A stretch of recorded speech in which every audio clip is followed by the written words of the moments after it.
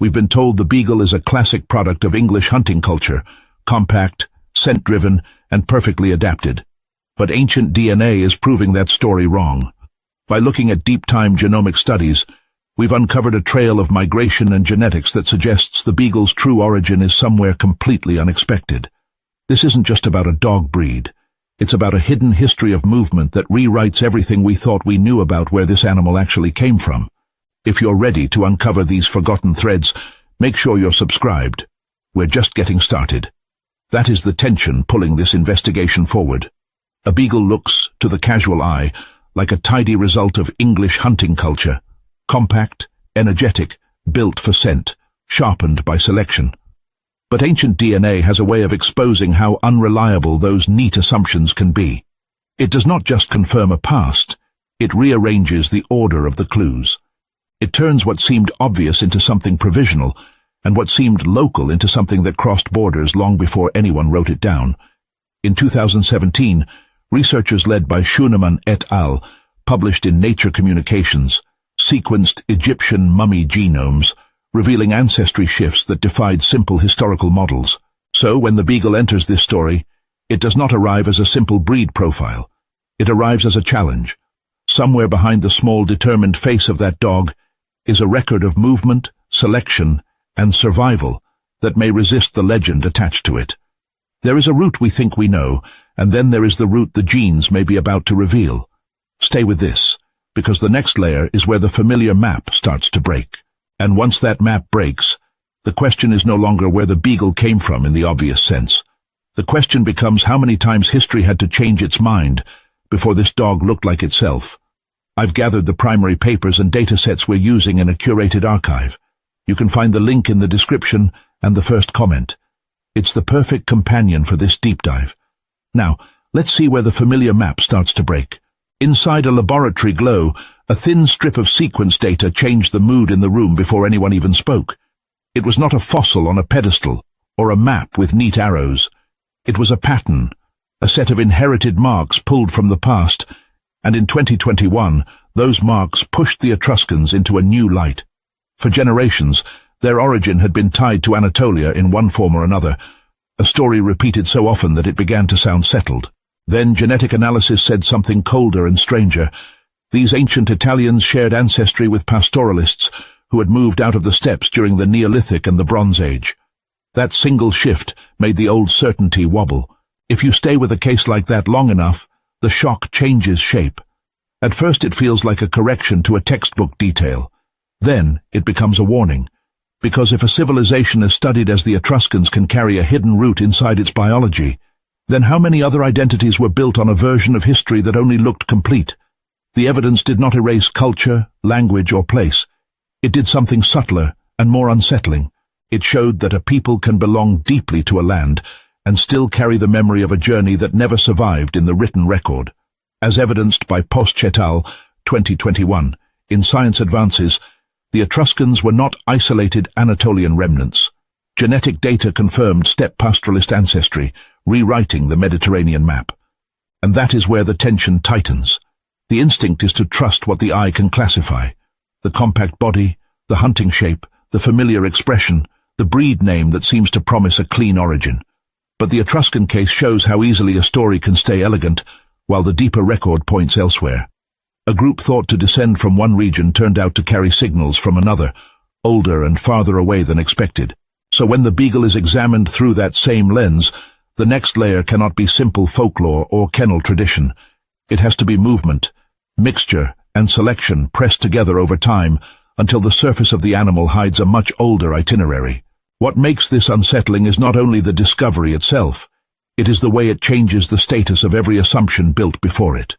For a long time, origin stories were often treated like portraits, neat, static, and complete. Genetic evidence ruins that calm. It reveals drift beneath the frame.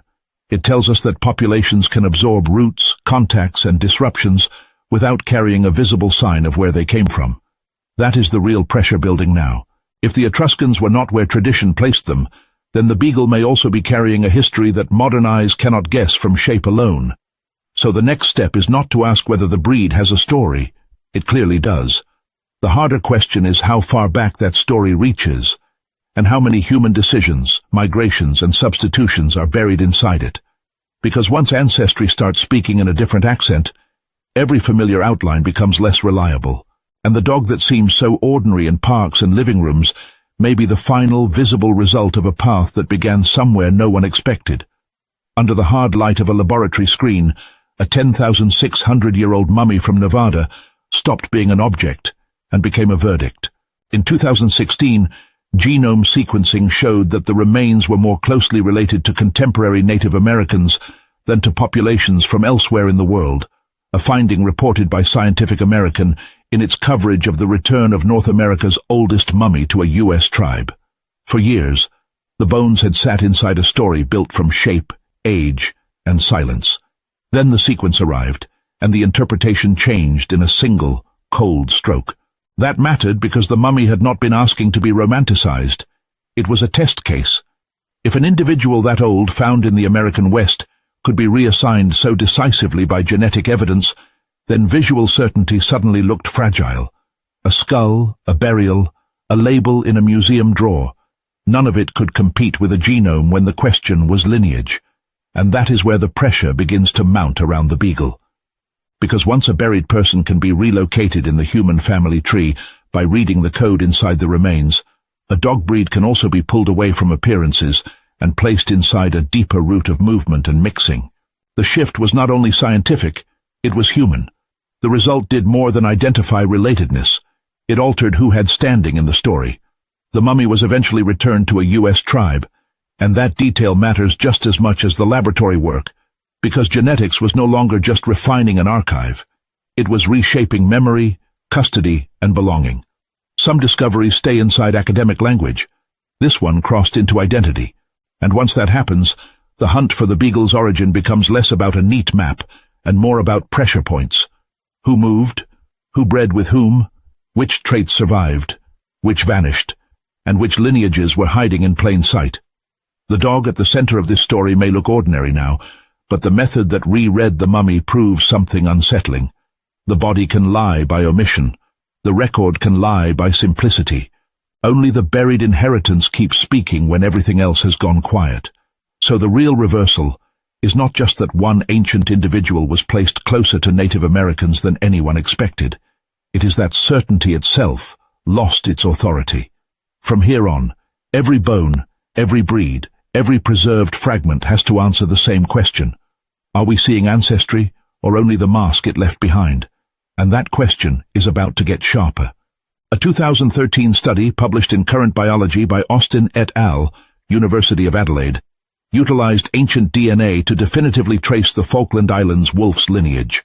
That matters, because the Falkland Islands wolf was never just another vanished animal.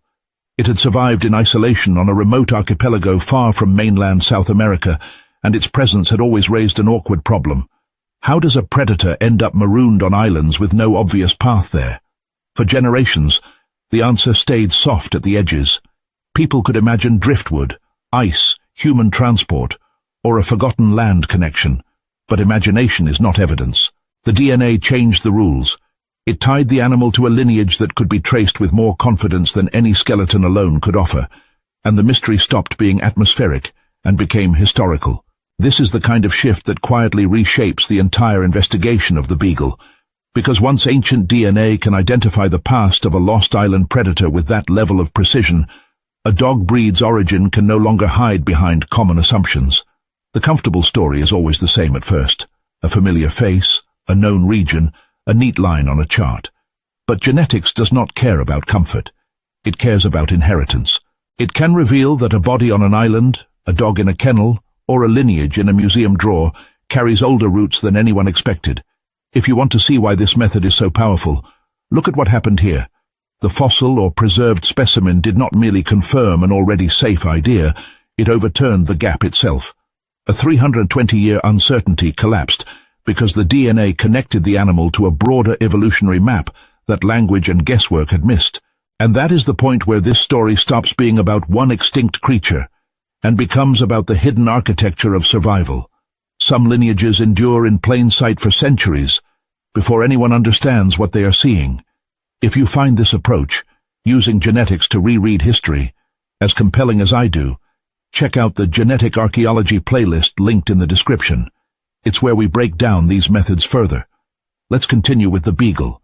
So when a beagle's background is treated as a simple product of modern breeding, this case pushes back. It suggests that the real trail may run through older selections and older dispersals than the breed's polished image implies. Not every origin announces itself with a grand event. Some wait inside bone, tooth, and fragment until a laboratory gives them a voice. Read that again in your mind, because the lesson is larger than a single island. Ancient DNA did not merely decorate a story with science, it closed a historical case that had remained open for 320 years.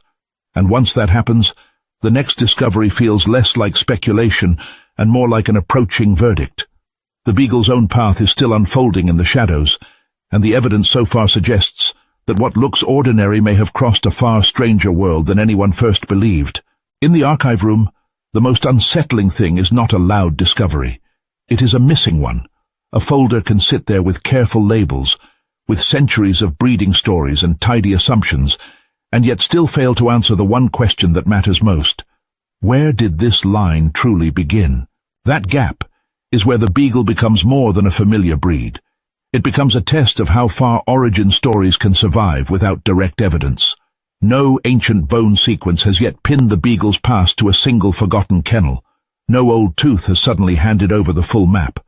But that absence does not weaken the investigation. It sharpens it. Because when a direct answer is missing, the only honest move is to look at the cases where genetics already forced history to confess. In a landmark 2014 study published in Nature, Prüfer et al. Analyzed ancient hominin genomes, establishing precise intervals for gene flow between Neanderthals and Europeans. So the beagle enters the story through a side door, not as a breed already solved by old portraits and polished standards, but as a living question about timing, movement, and mixture. If ancient DNA can move the last Neanderthal contribution to a specific stretch of deep time, then the same logic can expose how a domestic line gathered its traits across routes no breeder ever wrote down. The real issue is not whether the dog looked beagle-like at some point. The real issue is what unseen crossings made that look possible in the first place. Listen closely, because this is where the story changes temperature. A breed can seem stable in the present, while carrying an older, quieter history beneath the surface. Selection narrows, memory simplifies, names arrive late, but the biological path often begins long before the name does. In that sense, the beagle is not only a breed with a pedigree, it is a reminder that pedigree is often a polished ending, not an origin. And if you are following this with the kind of attention this mystery deserves, keep going. The deeper pattern is not simply that science can revise the past, it is that the past may already contain the evidence of later identities, waiting for the right question to separate inheritance from story. That is why the next layer matters so much. Once you accept that deep time can hide the real root, every familiar form starts to look less final, less obvious, and far more ancient than its surface lets on.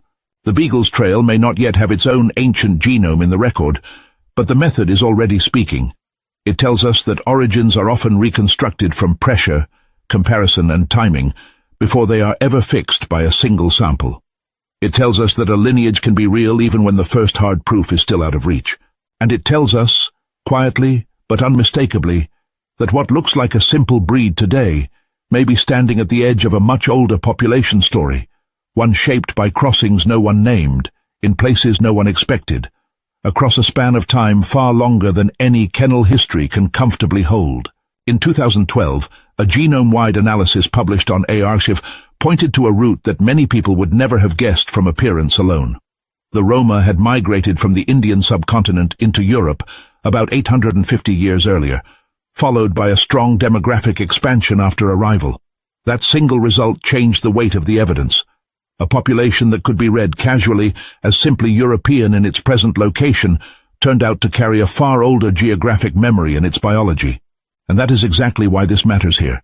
If a human lineage can travel so far, settle so deeply, and still retain a readable trace of origin, then a dog breed can also preserve a history that sits beneath the surface of its modern form. The point is not just that movement leaves marks. It is that those marks can survive long after customs, language, and public identity have shifted. In the Roma case, What looked settled became legible only when genetic data forced a different map onto the evidence. The route was not a guess, nor a legend passed from one community to another. It was reconstructed from population structure, timing, and expansion patterns that aligned with a historical passage from the Indian subcontinent to Europe. Suddenly, origin was no longer a matter of where a group seemed to belong. It became a question of where the line had actually come from. Before we narrow down the final Beagle verdict, I'm curious. Do you think our modern assumptions about other breeds are just as fragile? Let me know in the comments. And if this analysis is changing how you see your own pet, a quick like helps the channel grow. That is the pressure building around the Beagle now. The breed's modern profile invites a tidy assumption. A familiar hunting dog, shaped in Britain, refined through selection, and then stabilized into the compact, alert companion people know today. But a case like the Roma reveals how dangerous that tidy frame can be. Biology often carries older geography than tradition admits. What appears local may be the end point of a much wider path, and what appears obvious may be only the last visible station on a route that began elsewhere. Hold on to that idea, because it changes how the next pieces fit. When ancient DNA or broad genomic analysis exposes a hidden corridor in human history, it does more than correct a map. It proves that inheritance can outlast context, and that present identity can sit on top of a far older journey. If you are following this with the patience it deserves, stay with it a little longer, because the next layer is where the breed question stops being a simple origin story and starts behaving like a migration record written in living flesh. A dog breed does not need to share the Roma's path to share the logic of its revelation. The lesson is structural. Populations move, mix, separate, and expand. Selection narrows what remains visible. Names arrive late, and by the time a breed acquires a clean label, the underlying ancestry may already be the product of crossings no kennel history ever fully captured. That is why the Beagle becomes so interesting at this stage. Not because one famous study has already closed the case, but because the method that overturned one assumed origin keeps warning us that lineage and appearance can diverge for a very long time. And the emotional turn inside that warning is subtle. It is not the thrill of a puzzle solved. It is the unsettling recognition that certainty can be a local effect. The Roma example shows a community that carried a documented departure across continents for centuries before the record became obvious in genomic data. For the Beagle, that possibility opens a different kind of question. What if the breed's recognizable face is the last thing the evidence tells us, while the deeper route stretches backward through older crossings, forgotten transfers and selections that only look simple because their intermediate stages were erased? That is why this investigation cannot stay on the surface. The shape, the temperament, even the reputation of the Beagle may be outcomes, not origins. And once you accept that, every neat story about where a breed came from becomes provisional. The path is never just a line. It is a trail of decisions, separations, and inheritances that survive in the body long after memory has softened. So keep that tension alive, because the next reveal is where the historical frame starts narrowing around the breed itself, and the surprise becomes more specific, more concrete, and harder to dismiss. In the middle of a lab report and a row of pale labels, one result kept refusing to behave like a simple correction. The DNA pulled from Egyptian mummies dated from about 1400 BC to 400 AD did not point first to the modern population standing on the same ground today. According to the Max Planck Institute for the Science of Human History, and as reported by Science Daily in 2017, those ancient Egyptians were found to be more closely related to populations from the Near East and West Asia than to modern Egyptians. It was not a dramatic rewrite made for effect. It was a measured genetic reading that quietly split the visible present from the biological past. That is the part that matters here. Because once you see that kind of separation in a human population with monuments, texts, and centuries of recorded memory, the Beagle stops looking like an isolated curiosity. The question changes shape. It is no longer only about where the breed was later named, standardized, or celebrated. It becomes a question about how much of any origin story survives in appearance, and how much survives only in inheritance that refuses to announce itself. The mummies mattered because they showed a deep rule of this kind of research. Ancestry can remain hidden even when identity feels obvious. A burial, a language, a kingdom, a modern national label, all of it can suggest continuity. Then a genome arrives and separates what history merged too quickly. The body keeps a record that culture can overwrite, reinterpret, or simply stop noticing. And for the Beagle, that is not a side lesson. That is the method turning in the light. The breed's familiar face, the short coat, the alert eyes, the compact hunting build, all of that may feel like a finished answer. Yet ancient DNA keeps teaching the opposite. Traits can be late arrivals on a much older chain. What looks local may sit on top of older crossings. What looks stable may be the visible end of repeated selection across changing worlds. Keep following that tension, because it matters more than another neat origin tale. The more a breed appears settled, the more likely its history is still carrying unfinished migrations beneath the surface. And that is exactly why this line of inquiry has to stay with the evidence instead of the legend. The Egyptian study shows how a population can be misread when we trust the present too much. It also shows why a genetic result is never just a number in a table. It can reopen a whole sense of belonging. It can make modern identity feel newer, older, and more layered at once. That same pressure now falls on the Beagle. If a breed that seems so recognizable can be built from deeper crossings and selective turns that no glance would reveal, then the search is not about proving a simple birthplace. It is about tracing the hidden architecture of inheritance. The unsettling part is how ordinary that revelation can look at first. No thunder, no grand announcement, just a comparison between ancient remains and living populations. And suddenly, the map changes. The mummies in those Egyptian tombs did not only preserve bone and tissue, they preserved a mismatch between assumption and dissent. That is what makes the Beagle question so powerful. It asks whether a familiar animal can carry an older geography inside it, one that only appears when the timeline is stretched far enough and the comparison is strict enough. So if you have been seeing the breed as a tidy product of later English refinement, hold that thought for a moment. The genetic logic we are following does not respect tidy surfaces. It keeps forcing the past to speak in relationships, not labels. And once that happens, the origin story of the Beagle starts to feel less like a single starting point, and more like a layered passage through people, places and selections that left their marks long after the names changed. That is the reason these surprises matter beyond curiosity.